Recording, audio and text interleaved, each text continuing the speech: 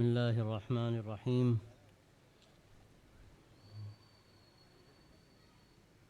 الحمد لله رب العالمين، والصلاة والسلام على سيد المرسلين وخاتم النبيين سيد الأولين والآخرين، سيدنا ونبينا ومولانا محمد وعلى آله وصحبه أجمعين وعلى من تبعهم بإحسان ودعا بدعوتهم إلى يوم الدين. أما بعد،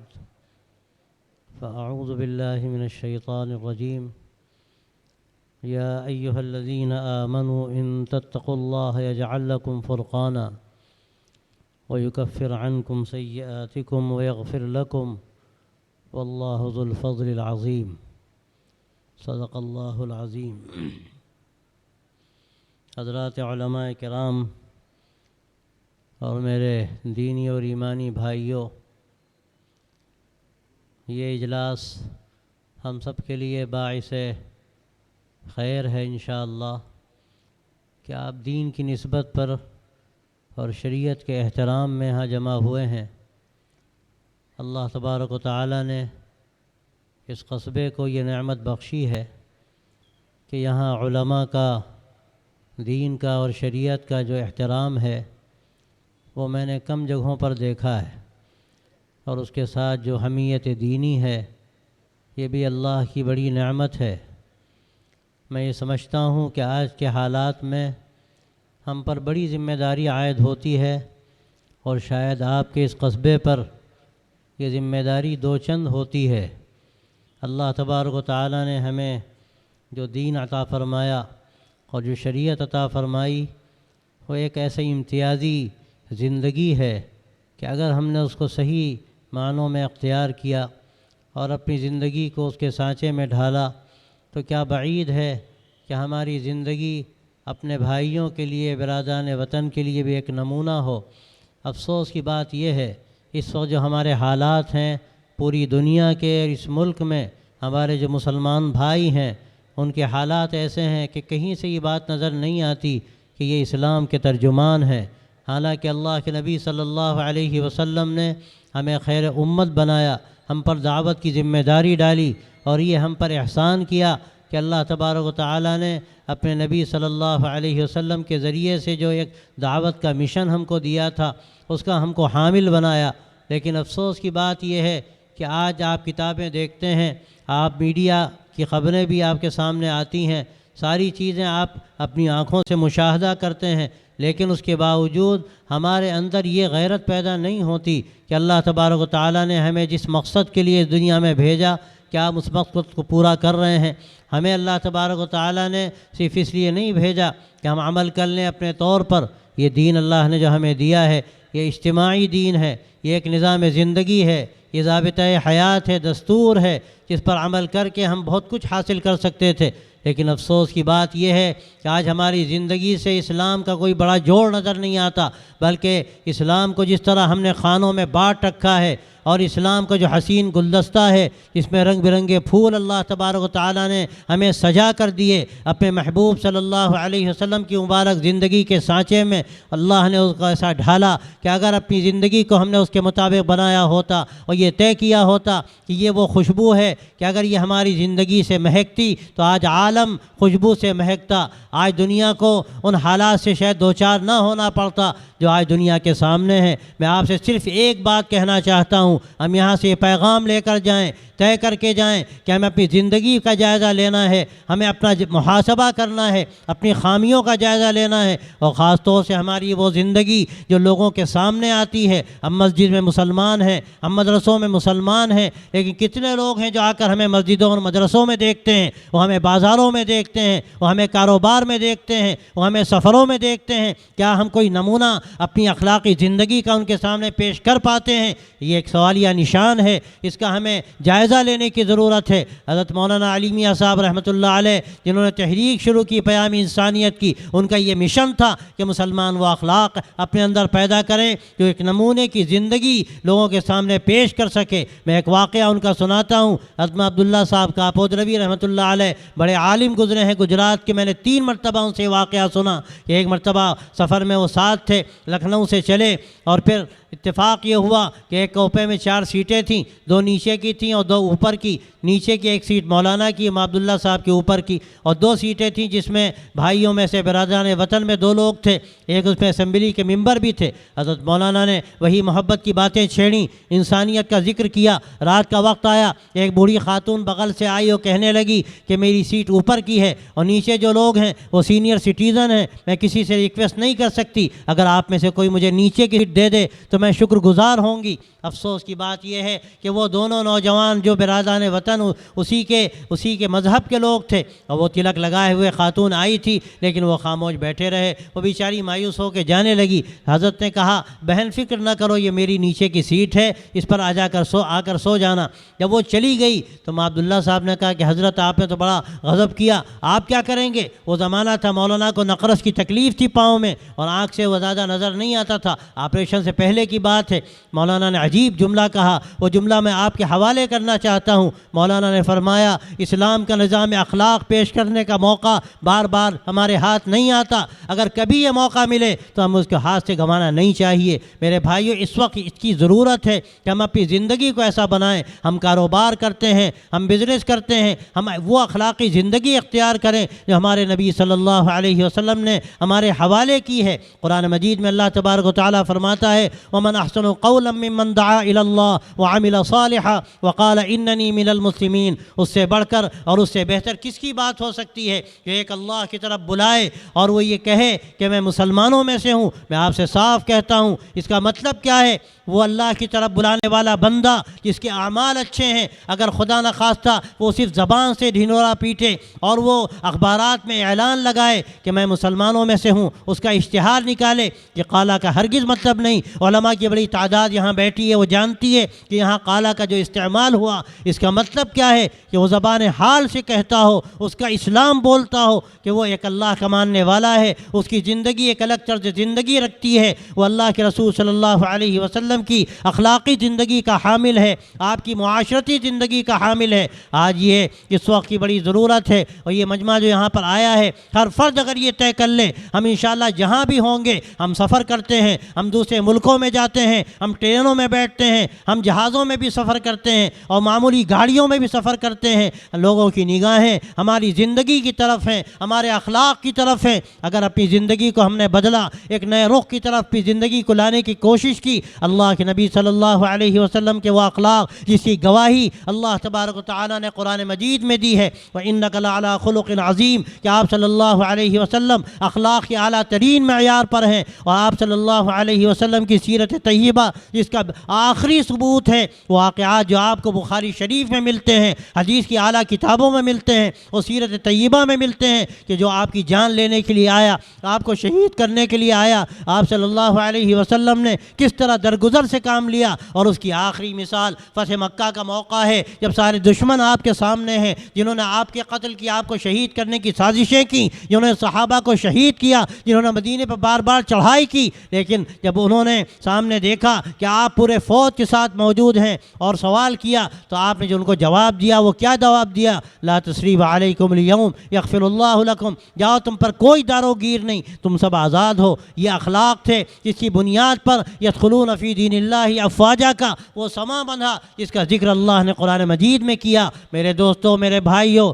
آج کا سب سے بڑا المیہ یہ ہے، ساری دنیا میں اور اس ملک میں ہم مسلمان ہیں، لیکن ہم اسلام کو نہیں جانتے، اسلام کی اخلاقی تعلیمات کو نہیں جانتے، اسلام کے معاشرتی نظام کو نہیں جانتے، آج ہم ماں باپ کے حق کو نہیں جانتے۔ آج حالت یہ ہے، جو اولڈ ایج ہوم ہے، آج مسلمان اپنے باپ کو اور اپنی ماں کو جا کر وہاں بوڑھوں کے گھر میں ڈال دے، وہ اللہ کے رسول صلی اللہ علیہ وسلم کی تعلیمات جس میں آپ نے فرمایا کہ ماں کے قدموں کے نیچے جنت ہے اور باپ جنت کا قیمتی دروازہ ہے، چاہو تو باقی رکھو اور چاہو تو ضائع کر دو۔ آج ہم اپنے پڑوسیوں کے ساتھ کیا سلوک کرتے ہیں؟ آج اپنی شادیوں میں ہر طرح کا جو اسراف ہم کرتے ہیں، کروڑوں روپے خرچ کیے جاتے ہیں نام و نمود کی خاطر، شوکت کی خاطر، اس جھوٹی ناک کی خاطر جو ہزار بار ہم رگڑنا جانتے ہیں۔ اس اللہ کے جو اللہ نے ہمیں اسلام کی اور دین کی جو عزت دی تھی، اگر وہ عزت ہم تلاش کرتے، ہم یہ سارا جو تماشا کرتے ہیں۔ اور اس کے علاوہ ہمارے پڑوس میں بیچارہ کوئی غریب ہے، کوئی پریشان حال ہے،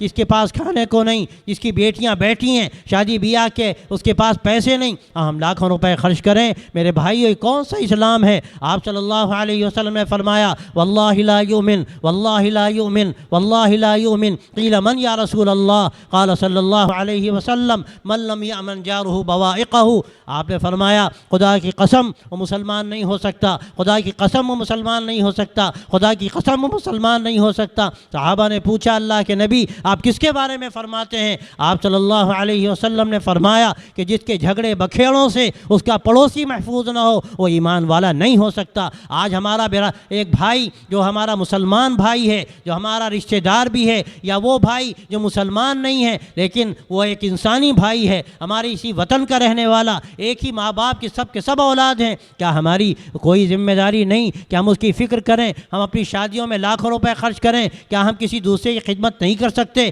ہم جا کر اس کی شادی کا انتظام نہیں کر سکتے؟ حضرت رائے پوری رحمۃ اللہ علیہ کا واقعہ یاد آیا۔ حضرت مولانا نے سنایا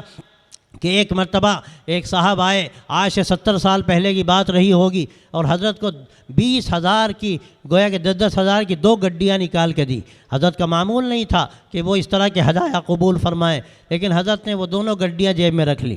جب وہ چلے گئے وہ صاحب، تھوڑی دیر کے بعد ایک بوڑھی خاتون آئیں اور کہنے لگی حضرت 4 بچیاں بیٹھی ہیں، شادی کا کوئی انتظام نہیں، میں کیا کروں؟ حضرت نے پورے 20,000 نکالے اور اس خاتون کو دے دیے۔ لگتا تھا کہ حضرت کو اللہ نے دل میں بات ڈال دی تھی کہ کوئی اللہ کا بندہ یا بندی آنے والی ہے۔ حضرت نے اس کے لیے وہ پیسے قبول کیے۔ یہ اللہ کے نیک بندے، اللہ والے دنیا کی بھی فکر کرتے ہیں اور دین کی بھی فکر کرتے ہیں، اور یہ ہمارے اوپر بڑی ذمہ داری ہے۔ میرے بھائیو، یہ آپ کا جلسہ جو حقیقت میں اصلاح معاشرہ کا جلسہ ہے، یا آپ کے دارالقضا کے 1000 سالہ جو الحمدللہ اس کا آپ نے یہاں پر گویا کہ تشکر کا دن منایا، یہ حقیقت میں ایک جذبہ شکر ہے جس کے یہ مظاہرے آپ کو نظر آ رہے ہیں، اور 1000 کیا 1300 سال اور 1400 سال کی تاریخ ہے۔ یہ آپ کو آواز دیتی ہے کہ اے بھٹکل کے رہنے والوں، اے ایمان والوں، خاص طور سے میں کہتا ہوں کہ ان نوجوانوں کو یہ آواز دیتی ہے کہ اے نوجوانوں، تم میدان عمل میں آؤ اور اس شریعت پر عمل کر کے دکھاؤ دنیا کو کہ اس شریعت میں کیا انسانیت ہے،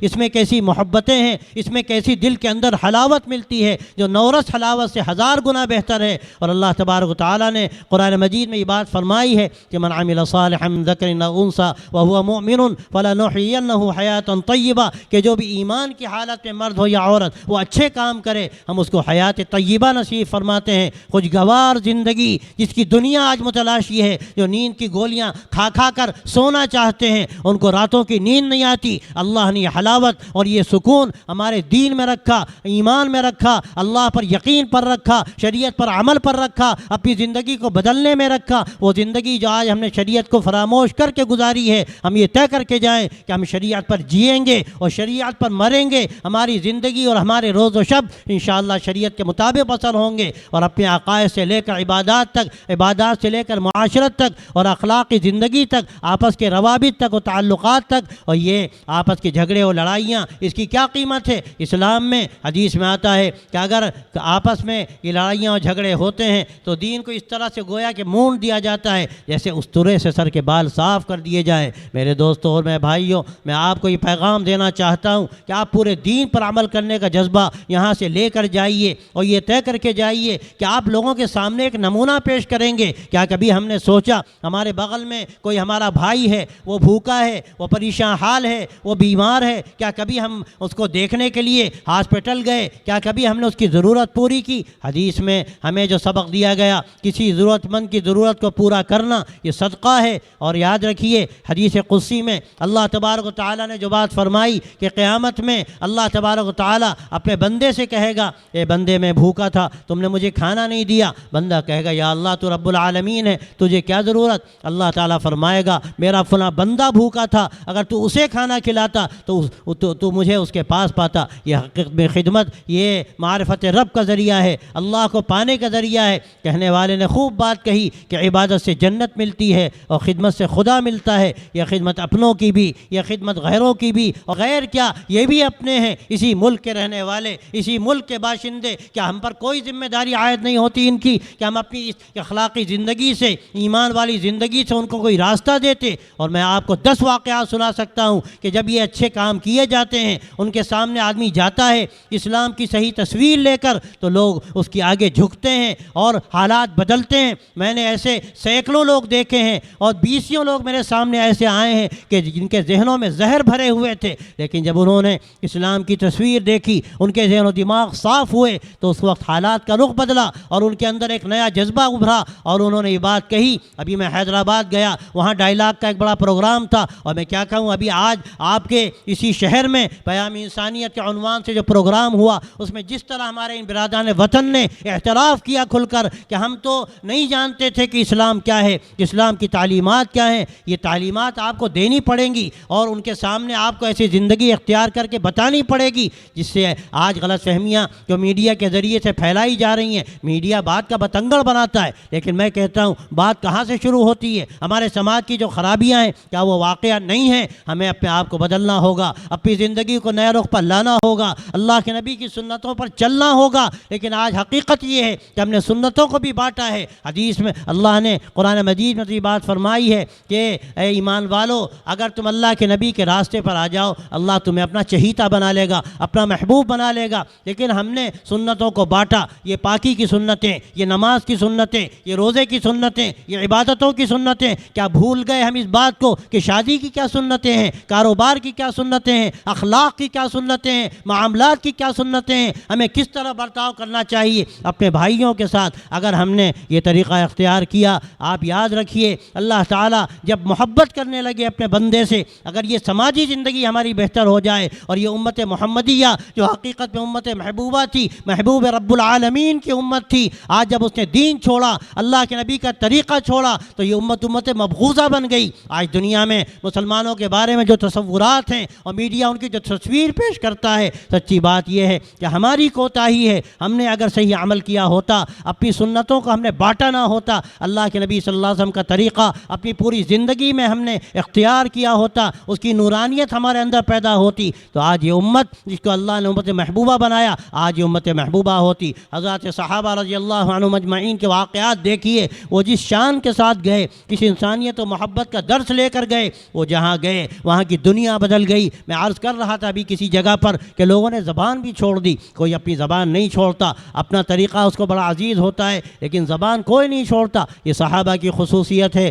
وہ جس ملک میں گئے وہاں لوگوں نے ان کی محبت میں، ان کی جو انہوں نے انسانیت کا ایک راستہ دکھایا، محبتوں کا راستہ دکھایا، انہوں نے سب کچھ فراموش کر دیا۔ اور آپ صحابہ کا کیا ذکر کریں، وہ تو ہمارے سروں کے تاج ہیں۔ آپ نام لیجئے محمد بن قاسم کا، جو فاتح ہندوستان کہلاتا ہے، تاریخ میں لکھا ہے کہ جب وہ آیا اور اس نے وہ اسلامی طریقہ اختیار کر کے لوگوں کو ایک راستہ بتایا، وہ ایک تاریخ کا المیہ ہے، اس کو جانا پڑا۔ جب وہ جا رہا تھا تو یہاں کے لوگ کھڑے تھے، ان کی آنکھوں میں آنسو تھے اور ہاتھ جوڑ کر وہ کہہ رہے تھے کہ آپ یہاں سے نہ جائیے، آپ ہمیں عزیز ہیں، آپ ایسی زندگی جب اختیار کریں گے جو اسلام کے سانچے میں ڈھلی ہوئی اخلاقی زندگی ہے، جس میں ایثار ہے، جس میں تواضع ہے، جس میں محبت ہے، جس میں درگزر کرنا ہے، جس میں عفو ہے، اور وہ اخلاقی صفات ہیں جو ہمارے لیے ہزار بار ہمارے لیے امتیاز کا ذریعہ ہیں، ہمیں ان کو اختیار کرنا ہوگا۔ مالک اللہ صاحب پانی پت کے رہنے والے حضرت تھانوی رحمۃ اللہ علیہ کے مجاز تھے، ان کا واقعہ میں نے سنا۔ جو پانی پت سرحدی علاقہ ہے، تقسیم کے بعد لوگ جانے لگے لیکن وہ رہ گئے۔ لوگوں نے کہا بھی تو کہنے لگے پرانا تعلق ہے، اس زمین کو چھوڑ کے میں کہاں جاؤں، کچھ عرصہ گزرا، ان کی عمر زیادہ ہوئی تو ایک دن فیصلہ کیا، اذان سننے کو کان ترس گئے، اذان سننے کو کان ترس گئے، مر جاؤں گا تو کون جنازہ پڑھائے گا، اعلان کیا کہ میں اب یہاں سے ہجرت کرنا چاہتا ہوں۔ لوگوں نے آ کر کہا آپ جیسا آدمی چلا جائے ہمیں یہ گوارا نہیں، آپ کی سواری ہمارے سینوں پر چل کر جائے گی لیکن آپ کو ہم جانے نہیں دیں گے۔ انہوں نے کہا میں تھک گیا، میں کان ترس گیا، اذان سن نہیں پا رہا ہوں، یہاں مسلمان نہیں ہے اور مر جاؤں گا، کون جنازہ پڑھائے گا؟ تو لوگوں نے کہا آپ غور کیجئے، لوگوں نے کہا کہ آپ جیسا آدمی چلا جائے ہم اس کو گوارا نہیں کر سکتے، ہم آپ کے لیے مسجد بنائیں گے، آپ کے لیے ہم آ کر مسلمانوں کو آباد کریں گے، لیکن آپ جیسا آدمی ہم چھوڑ نہیں سکتے۔ میرے دوستوں، میرے بھائیوں، یہ وہ زندگی ہے، ہم اس زندگی کو اگر اختیار کر لیں، یہ ایک ایسی مبارک زندگی ہے، ایسی انسانی اخلاقی زندگی ہے کہ جس کی دنیا کی ضرورت ہے۔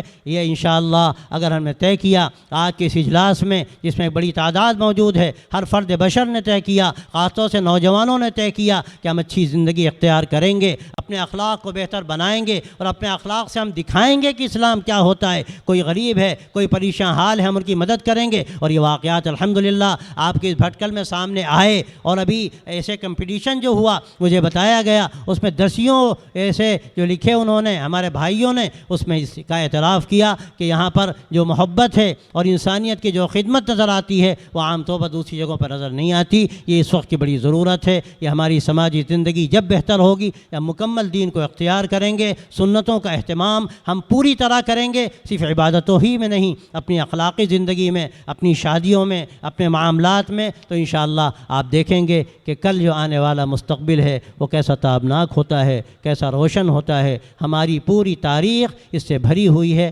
حضرت خواجہ صاحب رحمۃ اللہ علیہ، خواجہ خواجگان اور فاتح ہندوستان، اللہ نے کیا زندگی ان کو دی تھی، ان کے اخلاق کو دیکھ کر یدخلون فی دین اللہ افواجا کا سما دوبارہ بندھا۔ آج پھر ضرورت ہے اسی اخلاق کی، اسی ایمان کی، اسی مبارک زندگی کی، اسی بلند اخلاق کی۔ انشاءاللہ اگر ہم یہاں سے یہ سبق لے کر گئے، یہ جلسہ نہ رہا، اور میں اکثر کہتا ہوں جلسے ختم ہوتے ہیں، لوگ سمجھتے ہیں کام پورا ہوا، میں کہتا ہوں جلسے ختم ہوتے ہیں اور کام شروع ہوتا ہے۔ اللہ تعالی ہم سب کچھ کی توفیق دے۔ وآخر دعوانا ان الحمد للہ رب العالمین۔